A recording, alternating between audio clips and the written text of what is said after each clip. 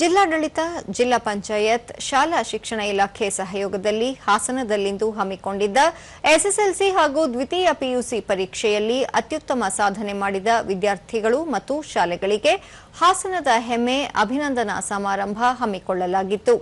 ಜಿಲ್ಲಾ ಉಸ್ತುವಾರಿ ಸಚಿವ ಕೃಷ್ಣ ಬೈರೇಗೌಡ ಪ್ರತಿಭಾನ್ವಿತ ವಿದ್ಯಾರ್ಥಿಗಳನ್ನು ಅಭಿನಂದಿಸಿದರು. ಈ ವೇಳೆ ಸಂಸದ ಶ್ರೇಯಸ್ ಪಟೇಲ್, ಶಾಸಕರಾದ ಶಿವಲಿಂಗೇಗೌಡ, ಎಚ್ಕೆ ಸುರೇಶ್, ಎಚ್ಪಿ ಸ್ವರೂಪ್ ಪ್ರಕಾಶ್, ಜಿಲ್ಲಾಧಿಕಾರಿ ಕೆಎಸ್ ಲತಾ ಕುಮಾರಿ, ವಿಧಾನ ಪರಿಷತ್ ಮಾಜಿ ಸದಸ್ಯ ಎಂಎ ಗೋಪಾಲಸ್ವಾಮಿ, ಶಾಲಾ ಶಿಕ್ಷಣ ಇಲಾಖೆ ಉಪನಿರ್ದೇಶಕ ಬಲರಾಮ್ ಸೇರಿದಂತೆ ಮತ್ತಿತರರು ಉಪಸ್ಥಿತರಿದ್ದರು. ಒಂದು ಶಾಲೆಗೆ ಹೆಮ್ಮೆ ಯಾರು ಅಂದ್ರೆ, ಹಾಗಾಗಿ ಅದಕ್ಕೆ ನಿಮ್ಮ ಭವಿಷ್ಯನೂ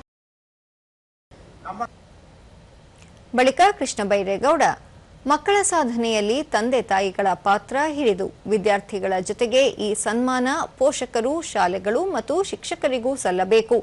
ಮಕ್ಕಳ ಭವಿಷ್ಯವನ್ನು ರೂಪಿಸುವ ನಿಟ್ಟಿನಲ್ಲಿ ಮಹತ್ವದ ಪಾತ್ರ ವಹಿಸುತ್ತಿರುವ ಎಲ್ಲರನ್ನೂ ಗೌರವಿಸುವುದು ಸರ್ಕಾರದ ಕೆಲಸ.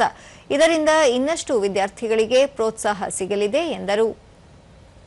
ಯಾರು ಪ್ರಯತ್ನ ಮಾಡ್ತಾರೆ ಅಂತವರನ್ನ ಗುರುತಿಸಿ ಸರ್ಕಾರನೇ ಇವತ್ತು ಸನ್ಮಾನ ಮಾಡಿದ್ರೆ ಅಂತವರಿಗೂ ಒಂದು ಎನ್ಕರೇಜ್ಮೆಂಟ್ ಆಗುತ್ತೆ. ಅವ್ರನ್ನ ನೋಡಿ ಬೇರೆ ಮಕ್ಕಳಿಗೂ ಅನ್ಸುತ್ತೆ ನಾನು ಟಾಪ್ ಅಲ್ಲಿ ಬರಬೇಕು ಅಂತ ಅವರಿಗೆ ಒಂದು ಪ್ರೋತ್ಸಾಹ ಸಿಗುತ್ತೆ.